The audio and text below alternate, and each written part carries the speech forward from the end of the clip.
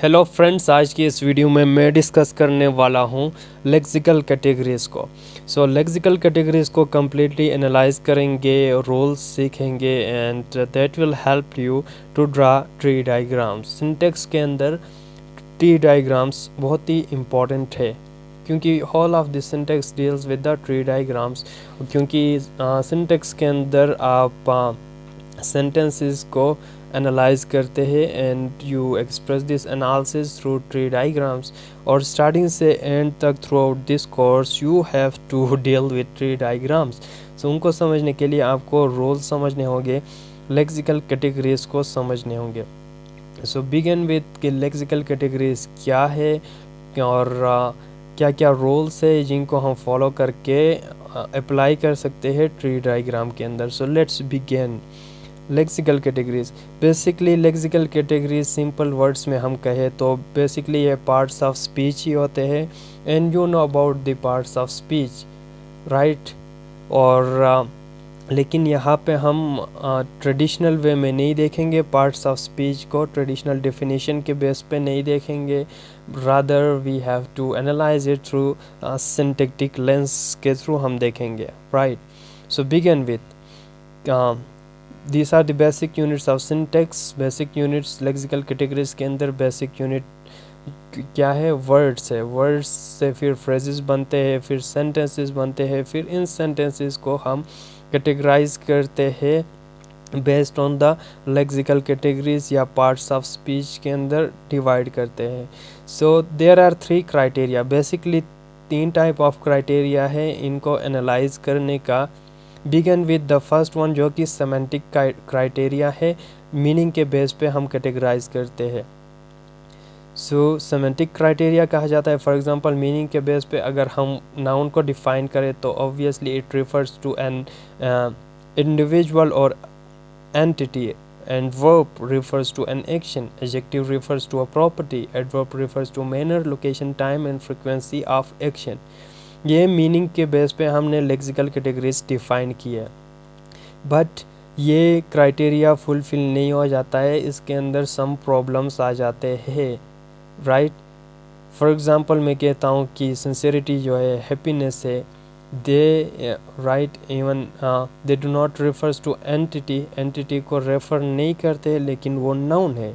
लेकिन कुछ ऐसे वर्ड जैसा कि assassination, construction, they refers to action, वो तो एक्शन को रेफ़र करते हैं लेकिन वो वर्ब्स नहीं है, वो नाउन्स है। यहाँ पे ये सेमेंटिक क्राइटेरिया फुलफिल नहीं हो रहा तो हम सेकंड क्राइटेरिया अपनाते हैं जिसको मॉर्फोलॉजी, फॉर्म एंड फंक्शन के बेस पे सेकंड क्राइटेरिया हमारे पास आ गया जो कि मॉर्फोलॉजी है, मॉर्फोलॉजिकल फॉर्म, यानी उनके फॉर्म के बेस पे हम लोग एनालाइज करेंगे, कैटेगराइज करेंगे सिंटेक्स को। फॉर एग्जांपल मॉर्फोलॉजिकल क्राइटेरिया के अंदर हम कहते हैं कि नाउन्स प्लूरल बनाते हैं बाय एडिंग एस और ई एस, इस टाइप के रूल्स। पॉजेसिव बनाते हैं अपॉस्ट्रोफी एस लगा के। वर्ब्स के एंड में जब हम ई डी लगाते हैं पास्ट बन जाता है, थर्ड पर्सन सिंगुलर एस और ई एस लगा देते हैं।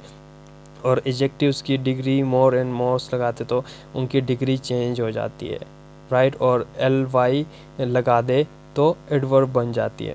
ये हो गया जी morphological criteria. But morphological criteria भी फुलफिल नहीं होता, इसके अंदर भी कुछ प्रॉब्लम्स है। क्या प्रॉब्लम्स है? Morphological properties can not be over written.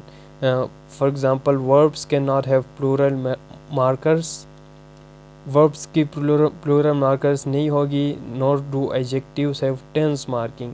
और कुछ एडजेक्टिव्स टेंस के बारे में इंफॉर्मेशन नहीं देते, कुछ वर्ब्स प्लूरल मार्कर के बारे में इंफॉर्मेशन नहीं देता। मॉर्फोलॉजिकल क्राइटेरिया में भी फ्लॉस आ गए, ये फुलफिल नहीं कर रहा।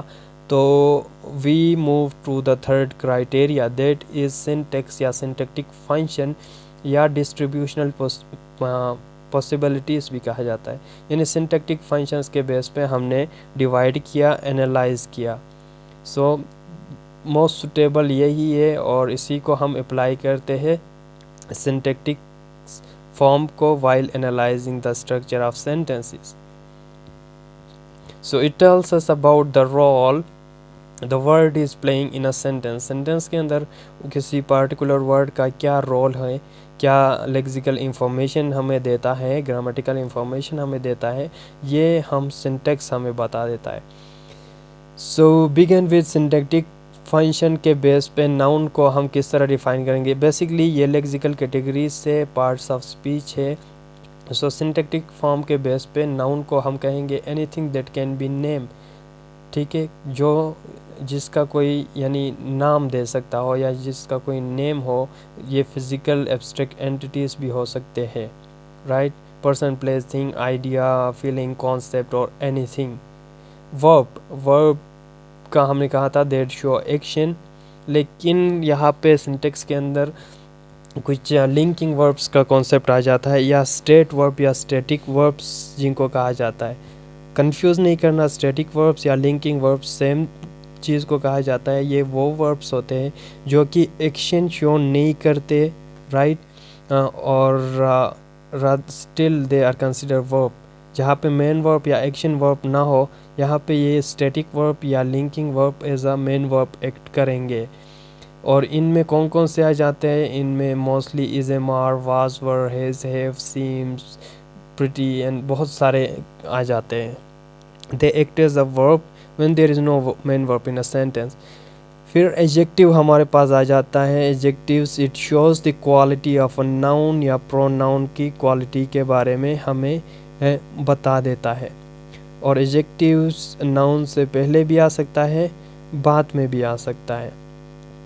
और वन थिंग मोर कि एडजेक्टिव नाउन को मॉडिफाई करता है, और इन्हीं के बेस पे आप ट्री डायग्राम्स ड्रॉ करेंगे। यही रूल्स आपने माइंड में रखने हैं, राइट, यही definitions while constructing tree diagrams. और चौथा लेक्सिकल कैटेगरी हमारे पास एडवर्ब का आ जाता है।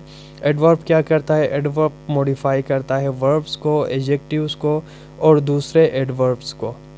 फॉर एग्जांपल मैं कहता हूँ ही इज़ वेरी टॉल, यहाँ पे टॉल हमारे पास एडजेक्टिव है और वेरी एडवर्ब है, बिकॉज यहाँ पे इस एडजेक्टिव को मॉडिफाई कर रहा है, राइट। एंड देन प्रीपोजिशन आपके पास आ जाता है which shows the relationship of noun with other part of sentence.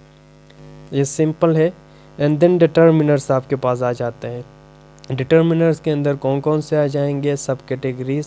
Main lexical category determiner है और इसके अंदर आर्टिकल्स आ जाएंगे, आ एंड द। पोजेसिव्स आ जाएंगे जो कि पोजीशन शो करते हैं, हिज, हिम, हर, आवर्स, इस तरह का कुछ भी।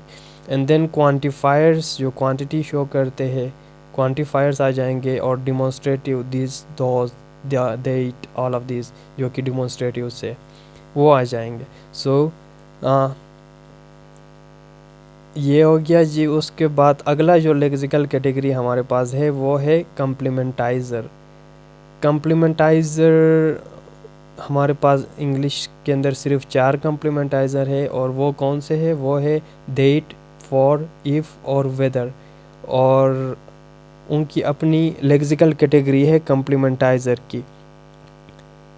And apart from that determiner का हमने डिस्कस किया हुआ था।